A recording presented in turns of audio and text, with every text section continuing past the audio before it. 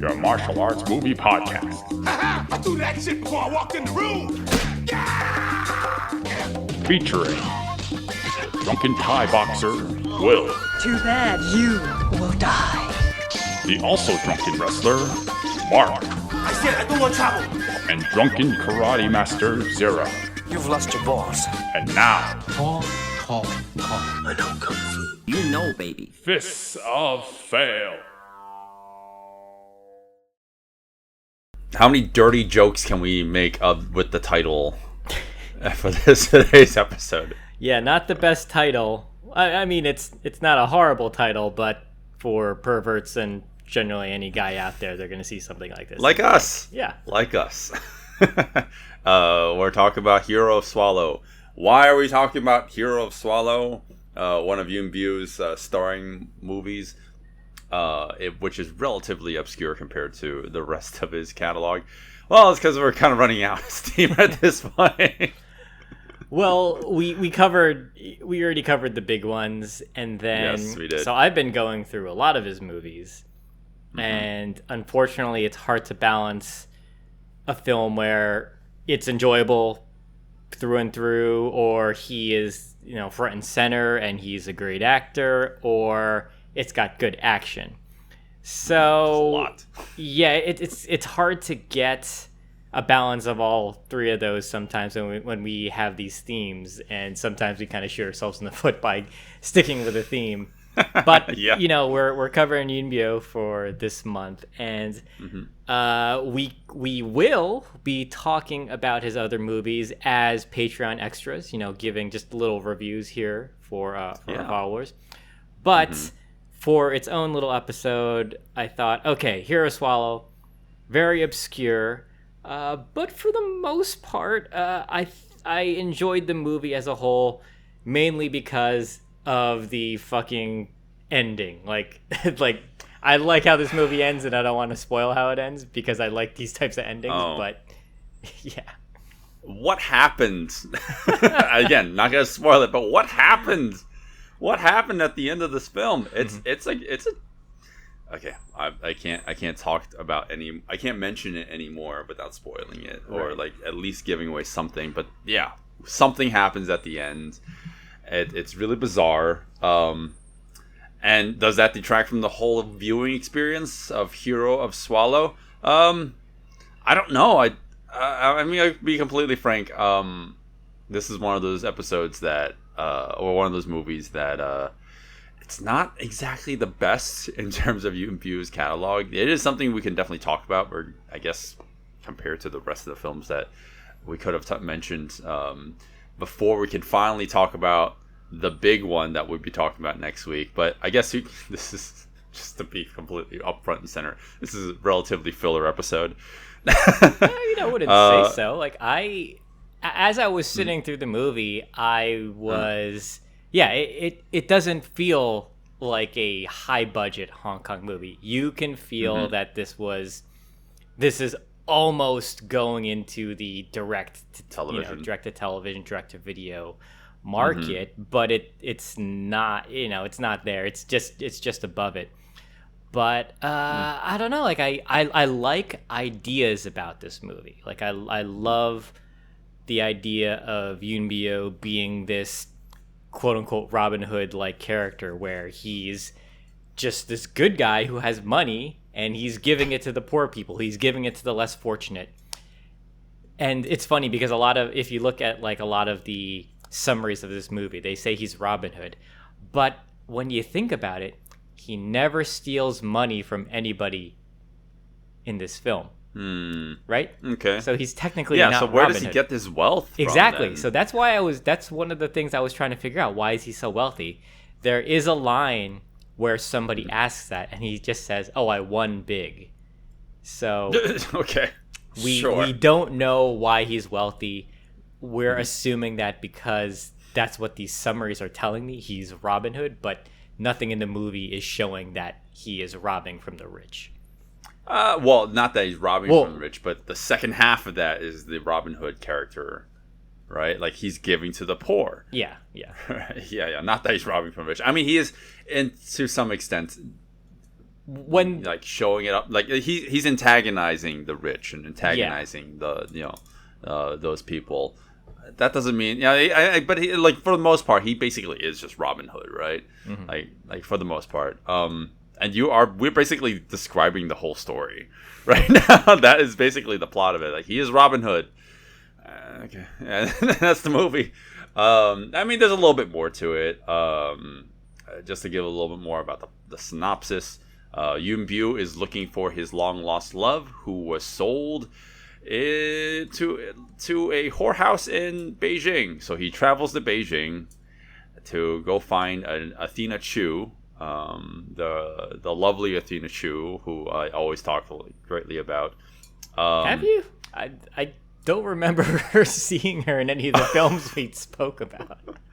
I feel like we have. I mean, I don't know. Like, I might be biased because I used to have a huge crush on her when I was a kid. So okay, I mean, yes, God, very, very lovely fucking woman. Gorgeous, dude. Look up any images of her now. She's 50, still looks amazing. So, she was she was in the Accidental Spy, apparently uncredited, and we mentioned that. Yep. In an episode that we watched, the Accidental Spy. I probably did. If she was in it and I was watching it, I probably shouted her out. I'm like, look, Athena Chu. I like this movie now.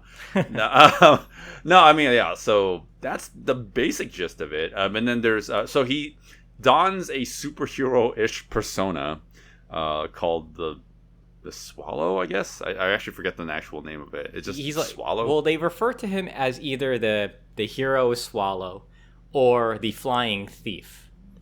The Flying Thief, yeah.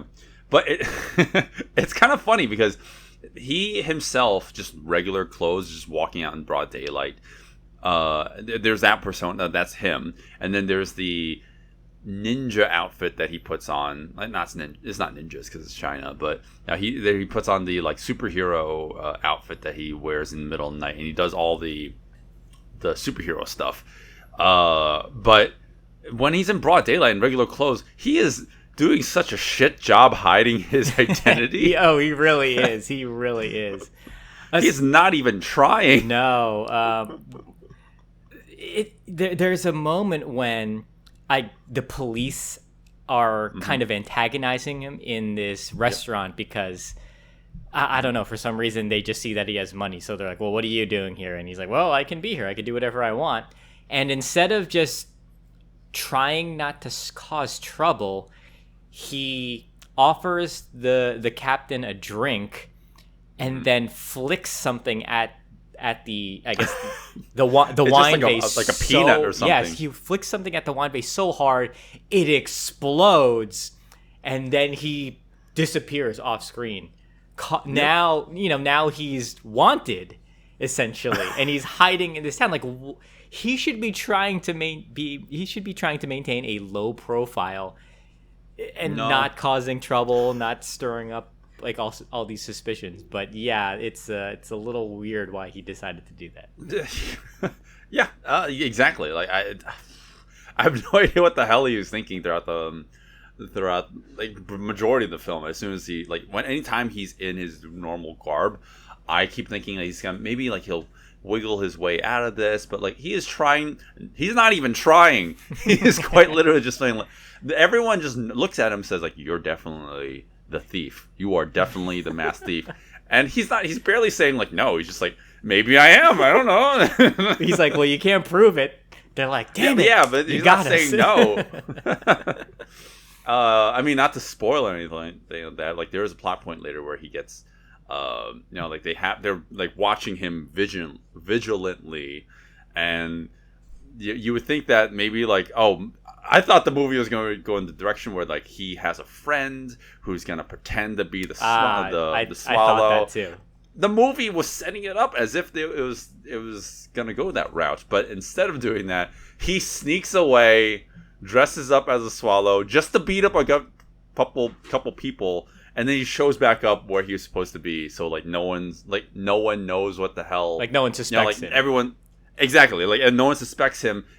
But then like literally in the next scene, he's just like, fuck it, and he just busts out and just like beats up everyone. And he's like, I'm not even pretending anymore. Yeah, that was pretty funny. So Yeah, I want to go back a little bit to what you were kind of saying when you're describing his outfit. So, as somebody who's not so familiar, I guess, with Chinese garments or fashion or of certain time periods, this movie was very confusing to me because Okay. if you were to watch this, you would think maybe for the layman, you would think like, oh, this is ancient Chinese drama, maybe, right? Because of the traditional garments they're wearing. But then what you soon realize is it takes place, I believe, in like Japanese occupied China, because then you see people, you see the soldiers with weapons, with guns, so that it's modernizing it a little bit.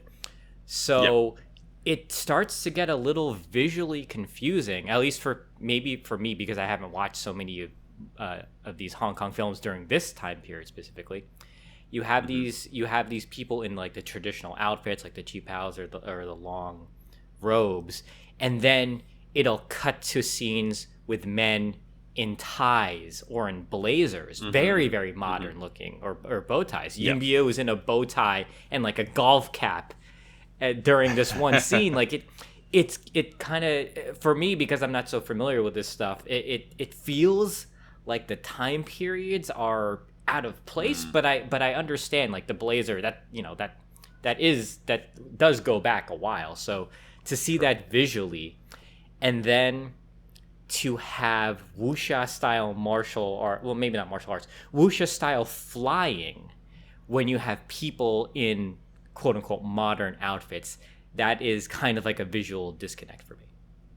Okay, I maybe not so much the first point you're making, but I think for me at least, but I think the second one does kind of, I can understand that for sure.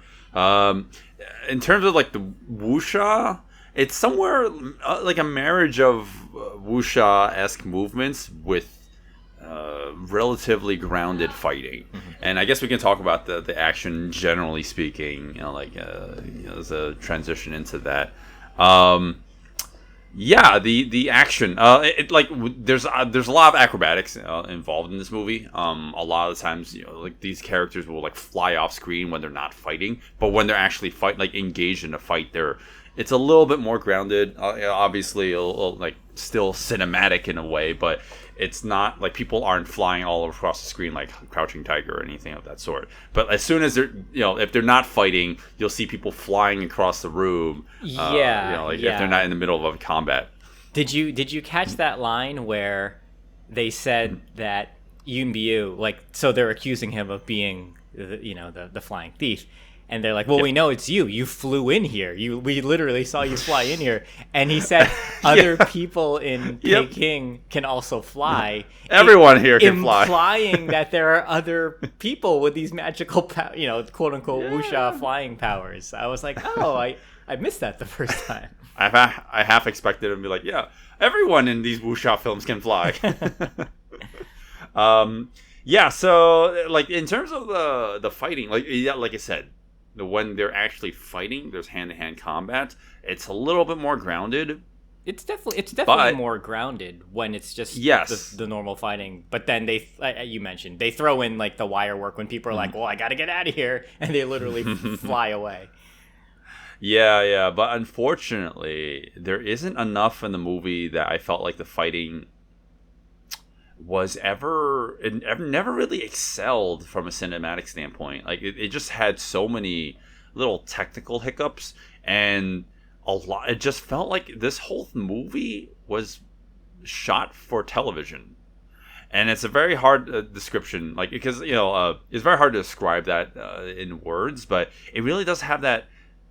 Like I don't want to use cheapness as like a derogatory term, because like a lot of movies, especially the low budget movies and independent films, like they obviously are low budget, but there is an intentionality behind some of the fight choreography and the way that they're shot that feels like this would look well on a small screen versus a big screen, right? I might be a little bit biased right now because I grew up on like just watching TVB fight scenes in the corner of my eye growing up, and like those fights, like people are doing flips, they're doing like quote unquote choreography, but the way that they're shot is like extreme close-ups. People are kind of like, it quite literally feels like people are dancing with one another.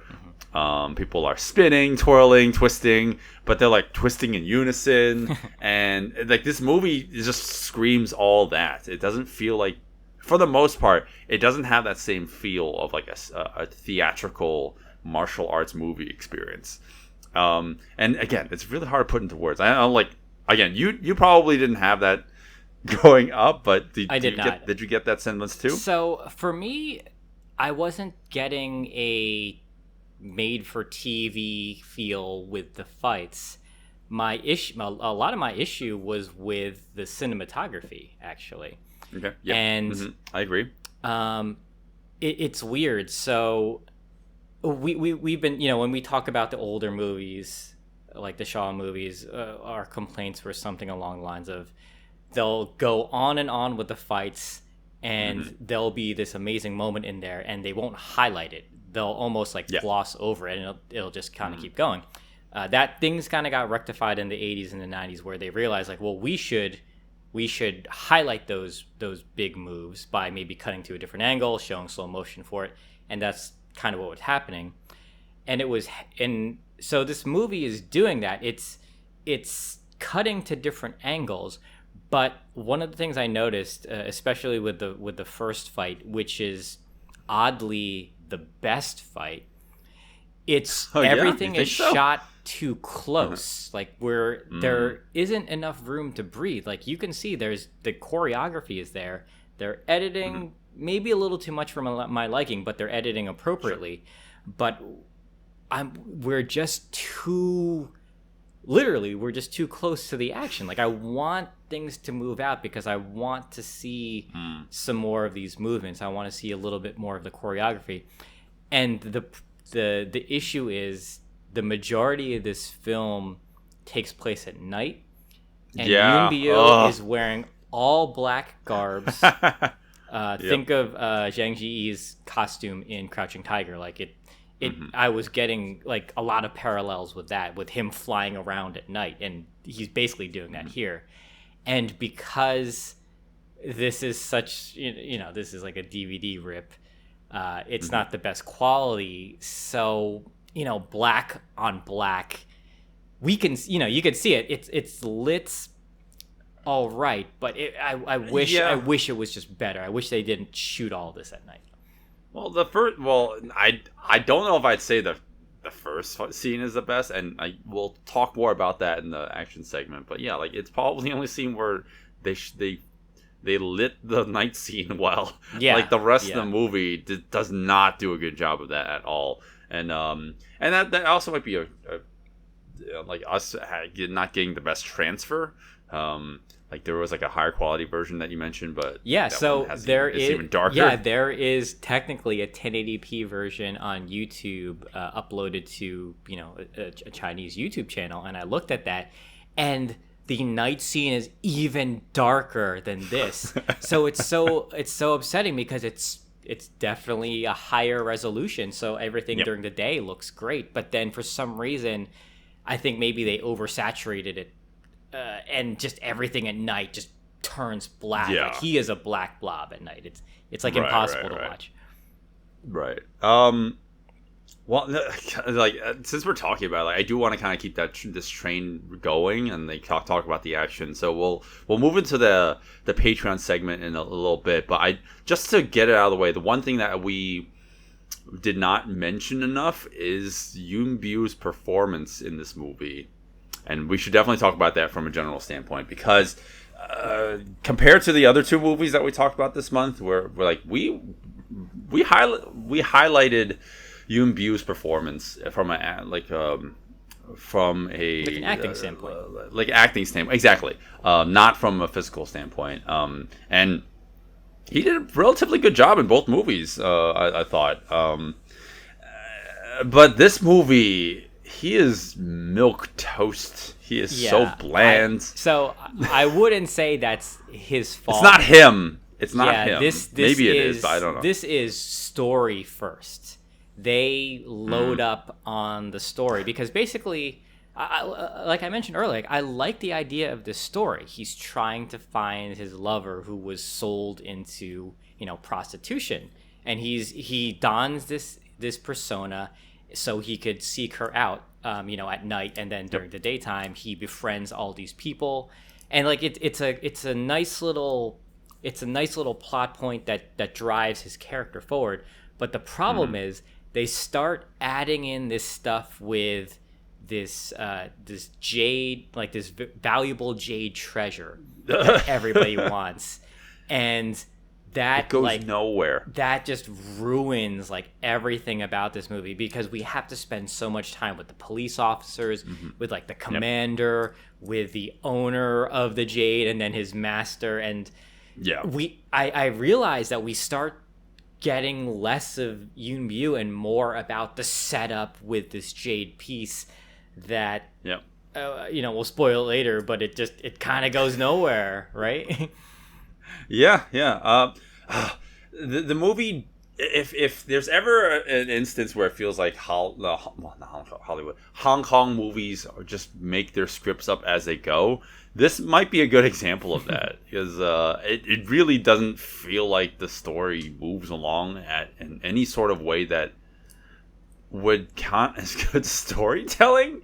Because like the main story is he is there to find his lover, who was basically sold, sex trafficked, and then everything in between is just pointless fodder. It's filler essentially, and it doesn't go anywhere. It eats up a lot of the runtime, and I just want to get to the end of the film. Like, once we get closer to the final confrontations, things actually got quite dramatic, and like regarding like what happens to his lover and like him seeing her again, but even that isn't done well. and that's what like we'll talk about when we get to the end. I think the impact is lessened because we don't really get to spend a lot of time with him. We get flashback. Like, I didn't realize the movie was going to do this, but we get flashbacks to their relationship and flashbacks to how she was taken. And it's kind of funny because they're so rapidly cut together and abruptly cut, and I was like, oh my god, what's going on? We're just in a completely new time frame now. So I was wondering if those were like scenes taken from another movie. I don't know, they look different. Like Yoon Bu looks a lot younger in those scenes. Maybe I'm just imagining things. That'd be an interesting theory if they're just hey, the movie's pretty cheap already. I wouldn't be surprised. Splicing footage together. Yeah, it's a shame because all that stuff that starts to happen towards the end when they finally reunite and all this stuff that happens, like, it could have been a lot more impactful if we got a better sense of their relationship. Like, we understand, okay, we need to care about him because the situation is not friendly and he's trying to do good of it. Yes, that's something we get, but we're not seeing their relationship on screen, so you just kind of have to assume, oh, we should like these people because he's trying to save her. Yeah, well, you're supposed to get a good semblance of like who he actually is as a person, because he's doing all these nice deeds for everyone, like the impoverished townsfolk or villagers, and even that doesn't help at all. I thought that would actually come back into play into the movie. It really doesn't have any sort of payoff at all. Like the fact that he's so good to everyone, maybe it's supposed to have some sort of impact in literally the last 2 minutes of the film, but like there wasn't any sort of story driven payoff from that. Like it wasn't like, oh, because he was so good to everyone in town, he gets to be bailed out of like a bad situation, right? Like it doesn't happen like that, and it feels like they were setting it up to be this way this whole time. Like, why is he being so kind to everyone? Oh, just cause. Okay. Yeah. So why are we spending so much time with him? Just like why are we spending so much of the runtime with him just doing these niceties for no reason? Well, I would say like I don't think we spent enough of the runtime with him doing niceties. Like we get that opening sequence where he saves a few people. And they do come back in the movie. One of them comes back in a bigger role. This man who, his mother was getting sold into sex trafficking as well, or slavery, and he assists him. He then helps him out later. I think this could have been better if we got more scenes of him helping out different, a multitude of characters. So when things ultimately come back at the end, it's like we then start spotting them in the end, and that would probably feel like more important. Maybe, but it's hard to talk about this in generalities at all, because I really do want to talk about that in more detail. Yeah, sure. Because I definitely have more. I have a lot of complaints about the way this movie ends, and in terms of how there doesn't seem to be a payoff for all these things. But I can't talk about it anymore without spoiling the movie. Right. So if you want to hear us go into it, because I think it will be fun to talk about this ending. You gotta listen to us on Patreon. It's only $1, I think, right? So yeah. Stop being cheap. Things might shift around. and support us. The Patreon tiers are going to change a little bit because Zero had a great idea. There are a lot of movies that we usually cover in these really brief little stints at the end of the year, but I think that just because we have these movies fresh in our minds, it'd be best to cover them right on the spot and do these mini episodes that you'll be able to find on Patreon going forward. But there'll be mini episodes. Usually these movies don't have enough action or a leg to stand on their own to be a full episode. So you'll definitely be able to hear more about those specific movies if you follow us on Patreon. So go support us there. I guess. But now we're going to talk about Hero Swallow now. So I'm sure you guys are just riveted and want to know more about this movie. They're like, what the fuck is this movie about? Okay, so we're going to go right into it. Hey guys, thanks for listening to the podcast. We're at the point where we give our recommendations, but there's a whole wealth of audio you would be listening to here if you follow us on Patreon. There you can listen to the entire episode, including an exclusive action breakdown of the fights in the movie. And now on to our final thoughts. But anyways, that's the Hero Swallow. The Hero Swallow. We're past the spoilers at this point. That ending. Oh boy, that ending. Does it ruin the whole movie, or was the movie already ruined up to that point? So we're out of the Patreon section, but I'll repeat it. The ending saves it for me.